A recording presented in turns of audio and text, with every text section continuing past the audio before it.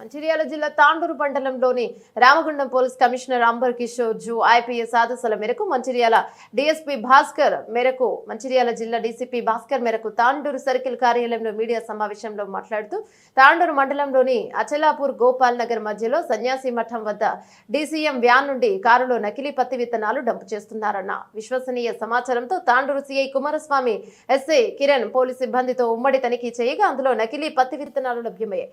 247 కేజీల పత్తి విత్తనాలతో స్వాధీనం చేసుకుని పోలీస్ స్టేషన్ కు తరలించారు. దీని విలువ సుమారు 6,50,000 ఉంటుందని, ఈ నకిలీ పత్తి విత్తనాలు మధ్యప్రదేశ్ మీదుగా నాగపూర్ నుండి ఉల్లిగడ్డలు తరలిస్తున్న డీసీఎం వ్యాన్ లో తెలంగాణ ప్రాంతానికి తీసుకువస్తున్నారన్న సమాచారం రావడంతో తనిఖీ చేయగా దొరికినాయని తెలిపారు. దీనికి సహకరించిన 8 మందిని నిందితులను అరెస్ట్ చేశామన్నారు.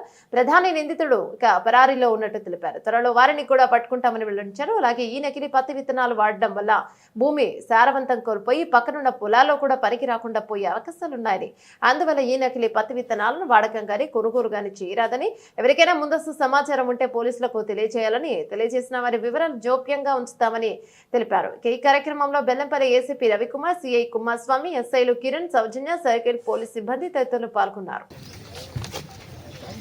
తాండూరు సిఐ కిరణ్ వాళ్ళ యొక్క టీం అక్కడికి వెళ్ళి నిషేధితమైన పత్తి విత్తనాలని పట్టుకోవడం జరిగింది. దీంట్లో ముఖ్యంగా డీసీఎం వ్యాన్ డ్రైవరు శక్యం Sandeep and Gadipalli Satyanarayana and Tata AC car driver ఓగే సాయి కిరణ్ కుమార్, వీళ్ళతో పాటు ఇక్కడ కొనడానికి వచ్చిన మైదం నారాయణ, కొట్లపల్లి రమేష్, కుంచె వెంకటేష్, కోడుపల్లి సత్యం, ఉప్పాల తిరుపతి, వీళ్ళని అరెస్ట్ చేయడం జరిగింది. ముఖ్యంగా రైతులకు విజ్ఞప్తి, ఈ హెచ్టీ కాటన్ అంటే హెర్బిసైడ్ టాలరేటెడ్ కాటన్ అని అంటారు.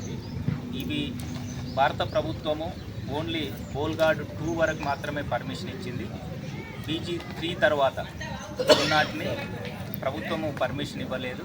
దానివల్ల రైతులు ఆర్థికంగా నష్టపోవడంతో పాటు పర్యావరణ పరంగా నష్టపోతాం, పంటల వైవిధ్యం కూడా దెబ్బతింటుంది. ముఖ్యంగా ఏఓ గారు ఇక్కడనే అగ్రికల్చర్ ఆఫీసర్స్ కూడా ఉన్నారు.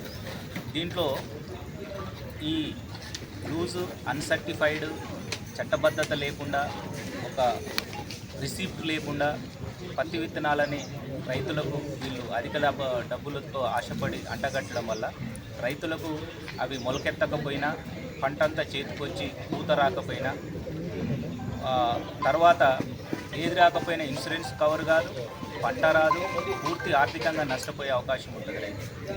రెండవ సైడు ఇది ఇతర మొక్కలపైన పత్తి చేను ఉంటే ఆ పత్తి చేను, ఆ ఊర్లో ఉన్న పత్తి చేనుతో పాటు పక్కన ఉన్న వరి పొలాలు కానివ్వండి, కంది చేను కానివ్వండి, ఇతరత్ర కూరగాయలు కానివ్వండి, వాటన్నిటిపైన తీవ్రమైన ప్రభావం చూపిస్తుంది. సో పర్యావరణము దెబ్బతింటుంది. మూడో పాయింట్ మానవుల ఆరోగ్యంపై కూడా, ఎందుకంటే ఈ BG3 ఎబో అంటే ఇది BG5 అని కొట్టినారు, యాక్చువల్గా BG3 వచ్చింది. దీంట్లో పశువులు తినడం వల్ల వాటి నుంచి మనము పాల పదార్థాలు తీసుకోవడము,